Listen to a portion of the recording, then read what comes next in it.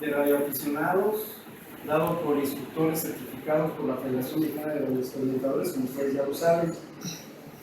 Hoy es la cuarta sesión, el cuarto taller, ya llevamos 3. Entonces hoy tenemos el gusto, el orgullo que nos va a dar, según un fue Oscar Zulu, Saúl.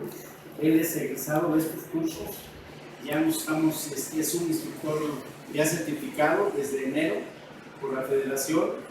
Y bueno, pues es un gusto porque tanto él como Yanni, que él va a dar estas 2 próximas semanas, y Yanni las 3 que siguen, según el programa que ya vieron ustedes. Entonces, pues para mí es un gusto, un orgullo, porque ya los mismos egresados ya están dando el curso y lo están dando mejor que uno, porque tienen más conocimiento, ¿no? Traer los estudios aquí todavía, ¿no? Aquí recientes.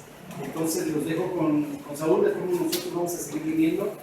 Ahorita yo me voy a retirar porque tenemos un radio, un enlace allá en Tonalá. Entonces, a ver, Yanni, ¿les puedes explicar el radio? Lástima que no lo traemos. Bueno, aquí. Bueno, lo movieron del lugar y se está filtrando algunas señales parásitas. Explícales, Yanni, nada más una rápida, ¿para qué es el RJ45 con un puente? No hay, ¿verdad? Pero sí se acuerdan de los radios Motorola que traíamos. Y es que este radio, para evitar que gente se meta que no está autorizada, por así decirlo, uno cuando transmite, hay que transmitir un tono subaudible. Se configura, digamos que es un código de acceso. Si tú no tienes el tono, el radio no te escucha, te ignora. Es como si no tienes una contraseña. Entonces, lo que está pasando ahorita es que no tiene un plug que hace que se habilite esa protección. Entonces, cualquiera de la misma frecuencia, que no sea el mismo tono, o sea, que no tengan tono, entran al sistema. Y lo malo es que ese sistema entra y pierde el RPC de todo el mundo. Entonces, si tú lo usas aquí, estás bloqueando todos los demás de todo el mundo, transmitiendo lo que tú estás metiendo.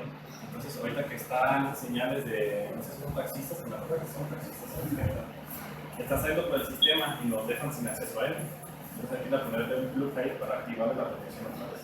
Pues hay 2 formas de ponerles tonos, tanto por software, ¿sí?, como por hardware. Entonces, el que les está explicando es que se ponen por hardware. Muchas gracias, Jenny. Una probadita para cuando dentro de 2 semanas ya van a tener aquí tiempo completo.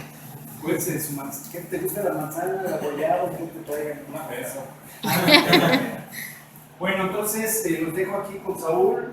La verdad estamos los radioaficionados ya veteranos, sorprendidos de esta nueva generación de radioaficionados que van a mejorar la radioafición de México, ¿no? De Jalisco, bueno, de Creo Tech, Creo BG, ACAC, ADE, FMRE y México, ¿no? Bueno, pues adelante. Bueno, primero ya les dieron la presentación, nombre es Saúl. Actualmente estoy ya en este semestre termino la ciencia electrónica en la 16. Pues bueno, vamos a hablar un poco de cómo llegué aquí. A ellos los conocí, tienen una trailer para que la vean.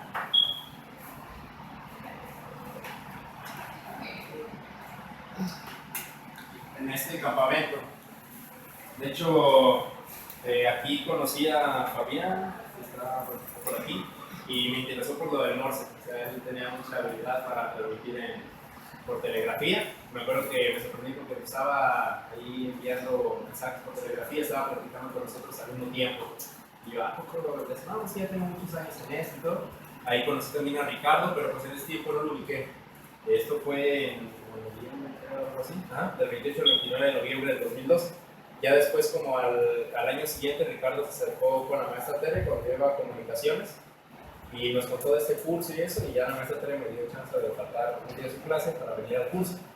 Y ya fue como me integré con ellos, ¿no? Después me certifiqué y todo eso, y pues ya tengo mi indicativo de llamada. Este es un evento, la Federación Mexicana de Radioexperimentadores cumplía 80 años de existencia y hizo que todos los estados tuvieran un campismo, un radiocampismo, haciendo un homenaje a la radioafición. Y en ese tiempo nosotros estábamos empezando aquí en CUSEI, y fue cuando hicimos el campismo aquí en CUSEI con el profesor Eduardo Velázquez Mora, actualmente eximio Gordian Lima. Y esta es una QSL, ¿se acuerdan cómo les enseñé las QSLs? Y hicimos una QSL de aquí de CUSEI. Y estas letras es el indicativo especial con el que se transmitió la federación a nivel nacional, a nivel mundial también. Entonces, un día de estos ustedes los vamos a invitar a otro campismo para que también disfruten de esto que comentó ahorita Saúl. Bueno, el tema de hoy es métodos de radiocomunicación. Hoy vamos a dar como una vuelta general, ¿no? Por todos los tipos de... Vamos a ver los diferentes tipos que hay. En general no todos, porque son muchísimos, pero sí los que utilizamos más los radioaficionados. Como... Primero, bueno, vamos a empezar con los analógicos, que pues fueron los primeros que surgieron, cuando todavía no se comprendía bien lo de señales digitales. Principalmente nosotros los radioaficionados lo utilizamos para enviar o recibir fonía. Fonía, bueno, como dice aquí, es unidad definida por el mínimo de nacionalidad, que en general lo interpretamos como sonido, ¿no? Nosotros transmitir voz o transmitir información en base a sonido, ya sea música o cualquier tipo de sonido. La primera modulación ante las analógicas que surgió fue la amplitud modulada. Yo creo que pues, todos han utilizado un radio de AM, ¿no? ¿Qué tal se oye? ¿Cuál se oye mejor, AM o FM? Bueno, todo, pues como todo, el AM tiene sus cualidades, ¿no? Y también sus defectos, igual que el FM. Por eso como radioaficionados debemos de conocer un poco de las modulaciones, ¿no? Para decir, voy a entrar a tal concurso o voy a hacer tal transmisión, me conviene más utilizar esta modulación. Bueno, la AM, como su nombre lo dice, es un tipo de modulación analógica en la cual es variada la amplitud de nuestra onda portadora, que es la onda de RF, y esta es la de banda base, la onda de información. ¿Qué es lo que hace este tipo de modulación? Bueno, modula, como ya lo dijimos, su amplitud en base a la información. Se fijan, esta onda de aquí, ya una vez que se modula se le llama envolvente, y es la que está encima de los picos. En este caso arriba y abajo, o sea, la información se repite. Ahorita vamos a ver por qué se da ese efecto. Entonces, esta surge cuando a nuestra señal producida por un oscilador, que es una señal constante a una frecuencia constante determinada, se le agrega, usted tiene una suma, una señal de información y ya sale modulada en amplitud.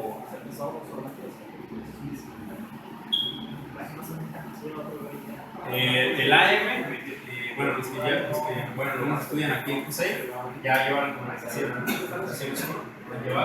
bueno, ahí se basa el curso nada más en modulaciones analógicas, que es AM y FM, y ahí pues ves que la forma, la más sencilla de modular y de demodular, pues es el AM, ¿no? El tipo de modulación más sencillo, y es el que te enseñan primero. En este caso, ¿qué se necesita para modular en amplitud? Primero, pues un oscilador que esté a cierta frecuencia, digamos, ¿alguien ha escuchado alguna estación en AM o recuerda alguna frecuencia de alguna estación? 960 de AM. 960. Tenemos un oscilador que está produciendo una frecuencia constante de 960 kHz. Y a esa onda, bueno, agarra el micrófono, el locutor. El locutor toma el micrófono y le va a inyectar su señal de voz por medio de un modulador, en este caso un modulador de amplitud. Y esto que se llama envolvente, que es la figura que siguen los picos de la onda original, es la voz de la persona. Como en este caso la voz de la persona saldría de esta manera. Entonces así se modula. Después de eso se va a una antena o un amplificador en caso de que tengamos más ganancia y se transmite por el aire, y acá es pues casi lo contrario, ¿no? Llega a una antena, en este caso receptora, no emisora, y entra al radioreceptor, que tiene básicamente los mismos módulos, nada más en inversa, ¿no? Le modula y ya separa lo que es la señal de información de la computadora.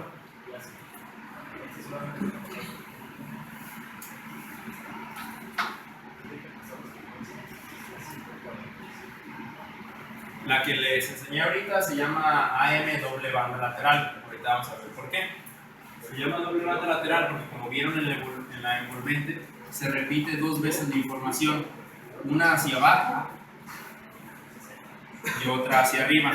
siguiendo con el ejemplo de la estación, imaginémonos que estamos escuchando el 960 de AM. Esa es nuestra frecuencia de nuestra portadora o frecuencia central, que es la que sintonizamos en nuestro radio. Pero bueno, se pone a cantar el compañero, ¿cómo te llamas? Arturo chifla para que sea una sola frecuencia, ¿no? Nos avienta un chiflido que es de 3000 Hz. 3000 Hz. 3 kHz. Entonces va a tomar la banda superior 960 más 3000 Hz y a este lado va a ser 960 menos 3000 Hz. 3 kHz. Entonces se fijan que están utilizando el doble de ancho de banda necesario porque la información se está repitiendo hacia abajo de nuestra portadora y hacia arriba de nuestra portadora. Entonces, ¿qué hace esto? Bueno, primero, si hace que se gaste el doble ancho de banda, y el ancho de banda es crucial porque tenemos, digamos, un canal, y si no metemos anchos de banda grandes, pues vamos a acabar el canal con pocas transmisiones. Entonces, bueno, aparte de eso, también nos gasta potencia, porque tenemos potencia gastada en este lado, potencia gastada en el carry o la onda portadora y potencia gastada en la banda lateral. Entonces, ¿qué hicieron? ¿Qué tipo de modulación se hizo después de eso? Dijeron, no, pues estamos desperdiciando demasiado ancho de banda y demasiada potencia. Lo que se hizo es suprimir una banda, porque como recuerdan, las dos bandas tienen exactamente la misma información. Entonces, ¿qué se hace? Se suprime una de las bandas y ya se gasta nada más la mitad de ancho de banda y con eso pues se elimina toda la potencia que duplica. Y para hacer todavía más eficiente se elimina la portadora y ahí se ahorra todo los casi 3/4 de potencia que se van en la portadora y el resto que se perdía en la banda lateral y solamente estamos enviando ahora sí para la señal las estaciones de AM que actualmente hay en la banda con sus radios, la banda comercial, potencia. Ya los radios como el que tenemos ahí, si ya alguna vez lo han usado o algo, aquí está a su disposición siempre y cuando esté un radioaficionado para poder hacer uso de ellos. Ese radio pueden elegir entre AM convencional, que es la doble banda lateral, que vimos, LSB, que es cuando se transmite la banda inferior, y USB, que es cuando se transmite la banda superior. Y cada una, la persona que quiere escuchar debe de ver en qué banda estás para poder regular. No sé si es importante eso, y también ustedes como futuros radioaficionados pues deben de decir, pues voy a transmitir con tanta potencia, digamos si es muy poca potencia, pues utilizo USB o LSB para cada una de las cualidades. ¿Por qué las estaciones comerciales siguen utilizando la doble banda lateral? Porque es más fácil de regular. Entonces las personas que nada más compran un radio para escuchar no quieren invertir tanto dinero en comprar pues, un buen emulador. Entonces se opta por gastar más potencia, pero los receptores son más baratos. Pero ya cuando te importa la calidad de la señal, o el alcance de la señal, o la potencia, pues ya se puede utilizar USB o LSB. Entonces nada más a recordar eso. Desperdicio de potencia por tener dos bandas laterales en el caso de la área comercial, ya con USB y LSB.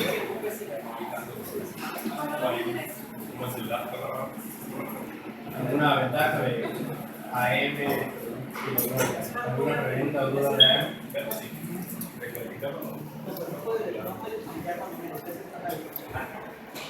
Ahora vamos a ver pues FM, que es básicamente lo mismo. En AM, ¿qué modificamos?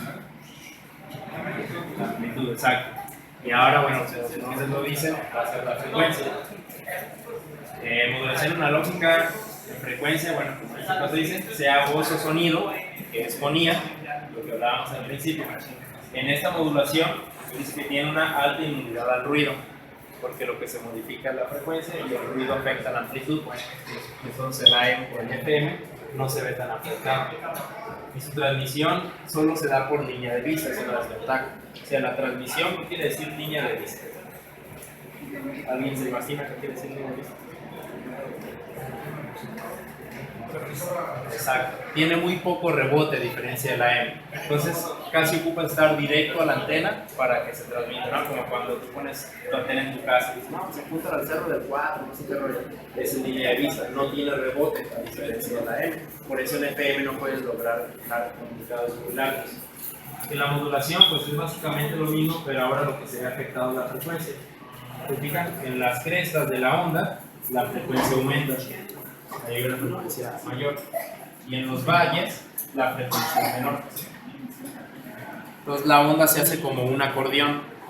Cuando ustedes hablan, digamos, en un tono alto, tiene una frecuencia mayor, y cuando alguien más ronco habla, tiene una frecuencia menor. Entonces es como si fuera un acordeón, a diferencia de la M, que en la M pues, se modificaba su amplitud, entonces era como si le recortaba los picos. ¿Esa es la diferencia?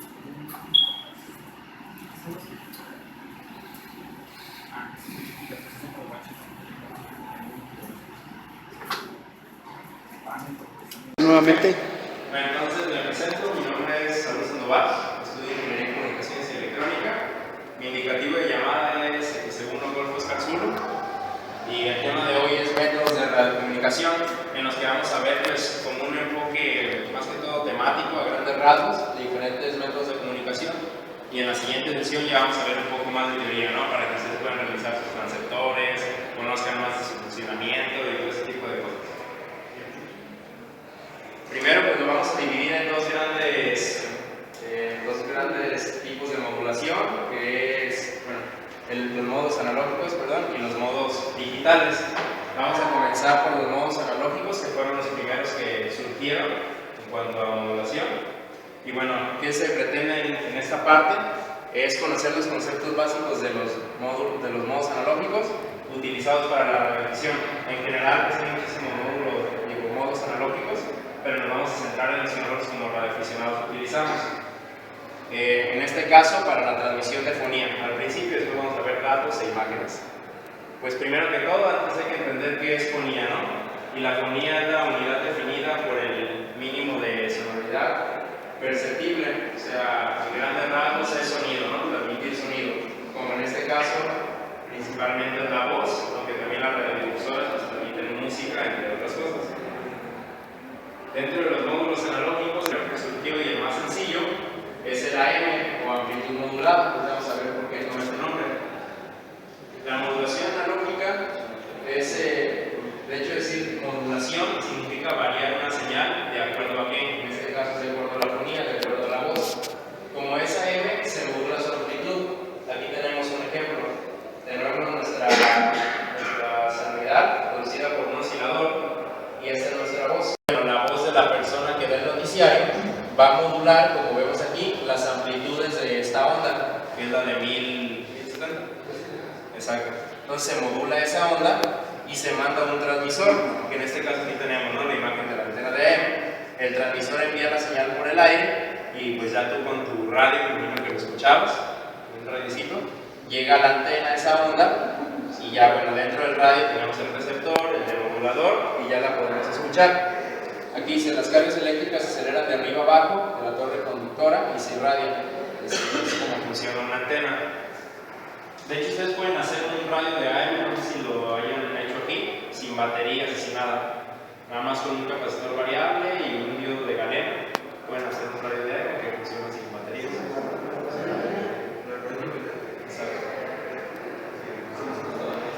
Bueno, entonces, si ya conocían un poco del AM, saben que tiene dos bandas, ¿no? Banda inferior y banda superior, que es la misma información pero repetida.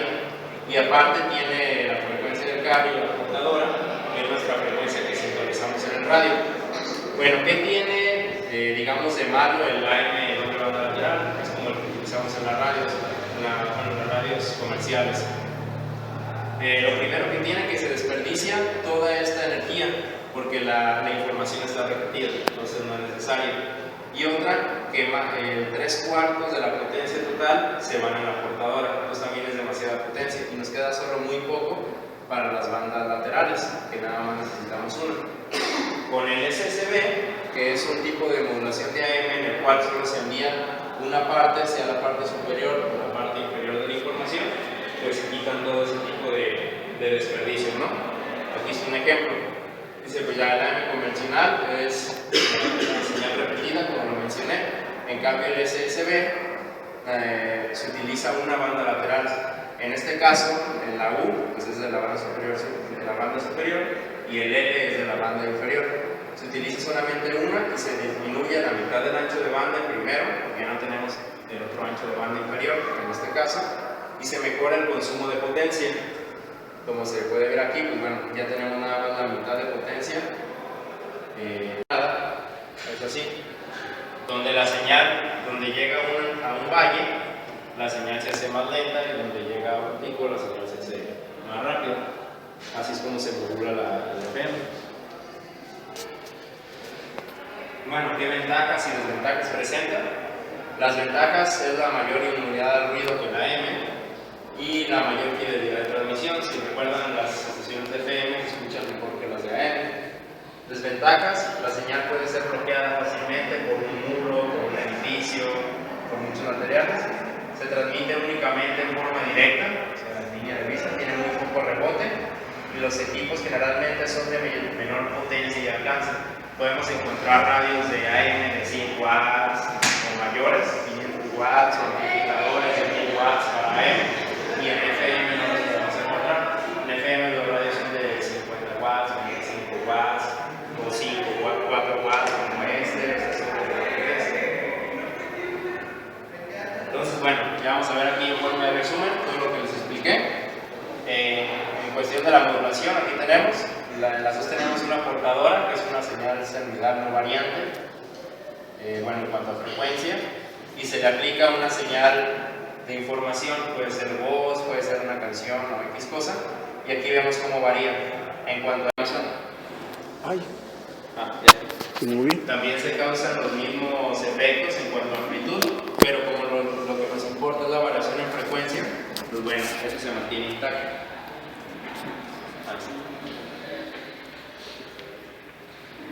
¿Alguna duda de FM o AM? ¿No? Ahora vamos a ver, esta es la forma más sencilla de modulación, que es la onda continua, que es la que se utiliza en transmisión de Morse, para transmitir, bueno, la clave Morse. Bueno, dice que es un tipo de generación de señal, la cual solo mientras el usuario cierre el circuito se envía la información. O sea, nosotros tenemos nuestro oscilador ya funcionando a cierta frecuencia, y solo cuando nosotros cerramos la llave se transmite, es como si fuera un switch. Cuando nosotros presionamos nuestra llave telegráfica, se envía la señal. Es así de simple. Entonces nada más tiene que tener un oscilador con cierta modulación, y cuando nosotros presionamos la llave, digamos que es el switch para la antena, presionamos la llave y la señal se va a la antena y se transmite. Eso es muy simple. Aquí tenemos un ejemplo, o sea, si viéramos nosotros en un osciloscopio lo que llega a la antena de la AM, pues vemos que son partes iguales, donde este es un punto y esta es una línea. La única diferencia es el tiempo que dura cada señal, pero la frecuencia, modulación y todo lo que base con su frecuencia, bueno, pues van enlazadas con su frecuencia. Fue desarrollado por Peter Martínez, este es su indicativo de radio, y se consigue utilizando una tarjeta de sonido de una PC común, es igual, utilizando nuestra computadora que tenga entrada de micrófono y entrada y salida de audio separadas. Bajamos un programa y ya lo podemos utilizar. Fue creada para ser tan fácil de utilizar como el RTTY, solamente escribes, se envía el mensaje y automáticamente recibe. Pero más robusta en términos de rendimiento en la señal débil, o sea que podemos llegar a lugares, no sé, igual de lejanos, pero con menos potencia de transmisión. Y bueno, dice que se hizo para utilizar banda angosta. Definición, bueno, aquí está, lo que varía es la fase, en vez de variar amplitud o frecuencia, en este caso se varía la fase de la señal. Y bueno, aquí está su posibilidad de bitrate, es como la velocidad de bits, que es 31 o 31.5 ya real, pero bueno, no puede haber un total de bits, son datos enteros. La señal de audio se desplaza a 180 en sincronía con el flujo de 31.25 bits. El ancho de banda, bueno, ya sabiendo esto, pues ya saben que es 31.25. La antena llega al radio y el radio la mete a la computadora. Como ya estás conectado con el nodo o con la estación de tu compañero allá en Japón, la señal llega y hace el proceso inverso, porque él también trae su portátil ahí en la calle. Entonces llega a la computadora, en este caso se demodula, bueno, se convierte de voz IP a voz, entra al radio, va a la antena y ya él la recibe. Y para el proceso contrario, pues exactamente lo mismo. Pues fíjense, ahí ya el internet auxilió para, no sé, conectar de México a Japón, ¿no? O a España. Entonces todo eso nos ayuda a no tener que estar vivos en buenas condiciones de propagación. Aparte que las condiciones de propagación pues ya son por la madrugada, al menos aquí en la zona de México. Entonces es algo difícil hacer comunicados largos. La interfaz que se utiliza, bueno, aquí está la interfaz ya total. El puerto que se utiliza es un puerto serie, que son los que ustedes, su computadora lo detecta como COM, como cuando conectan un Arduino o X cosa. Yo creo que es lo que tal vez todos han conectado, que les aparece como COM. Los routers de las redes también aparecen como COM, etc. Entonces dice que te va a mostrar como un COM del 1 al 8. Y ya dice que todos los puertos pueden estar instalados en su máquina. Y ya de ahí, ahora sí viene la parte, digamos, informática, utilizar el programa y eso. Y después ya sigue la parte electrónica, ¿no? Que es hacer toda esta interfaz, donde aquí entra tu computadora. Este es tu compu. Y a tu compu le tienes que hacer esta interfaz, donde en el puerto, bueno, tienes que tener la línea de entrada, la tierra, la salida de la bocina, el RCT, el GND y el CTS, que son como el PTT. Y todos esos deben de estar separados del radio, por así decirlo, aislados del radio, no deben de ser continuos los circuitos, para que no se metan ruido o porque el voltaje del radio es diferente al voltaje de la computadora, entonces puede causar daños. Algunas formas, bueno, que tienen para separarlos es por medio de transformadores, cuando son señales variantes, y cuando son señales directas, pues con autoacopladores. Entonces ahí entra la parte electrónica, tienen que hacer ese tipo de circuitos para poder enlazar la computadora con el radio. Los tipos de operación, bueno, está el modo usuario único, que es cuando la señal es 4. Y está el software que utilizó, es el mismo que vimos en la imagen pasada, MMSTV, versión 1.13a. Bueno, aquí está la fecha.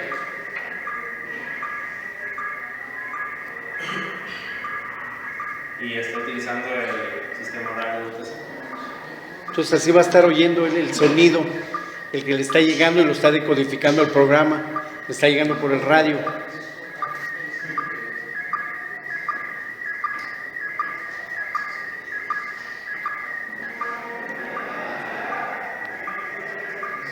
Ahí está utilizando los programas. Este es Orbitron. En este programa muestra la ubicación y los satélites cercanos. Aquí está el satélite NOAA 19, NOAA 18, NOAA 15. Esos son satélites de radioaficionados que están para hacer transmisiones. Y el ISS pues es la Estación Espacial Internacional.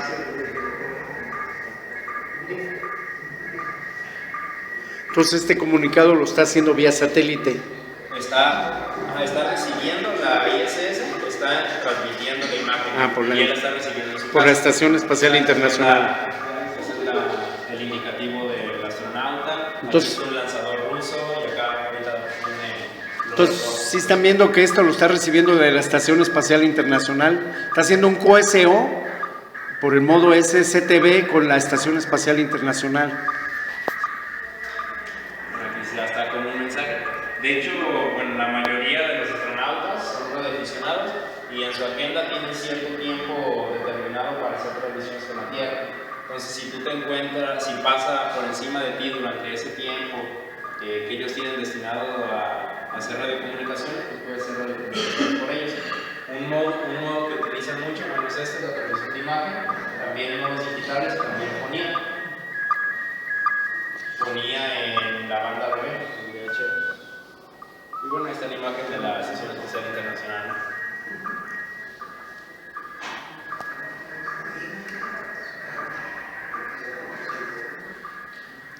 Entonces, este colega que está, el que hay un programa, como dice él, que se llama Orbitron, en el cual tú estás cazando y ahí te dice cuándo va a pasar por arriba la Estación Espacial Internacional, cuándo va a pasar arriba de tu casa, ¿no? Y es donde ya estás listo y preparado para mandar una imagen o recibir una imagen de la Estación Espacial Internacional.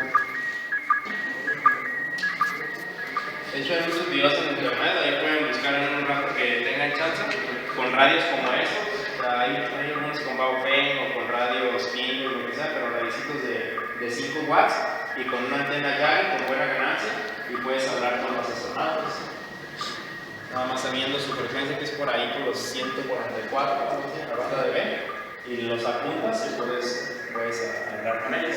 Nada más que sí necesitas cierto conocimiento, porque como la antena es altamente dimensional, pues tienes que ir moviendo poco a poco conforme el satélite y cosas así. Pero pues sí es una experiencia pues, muy divertida, ¿no? Recibir una imagen del espacio, a diferencia del IRLP, ese trabaja nada más con Microsoft, pero trabaja nada más con Linux. Y también, bueno, aquí está, algunos, también hay versiones para plataformas móviles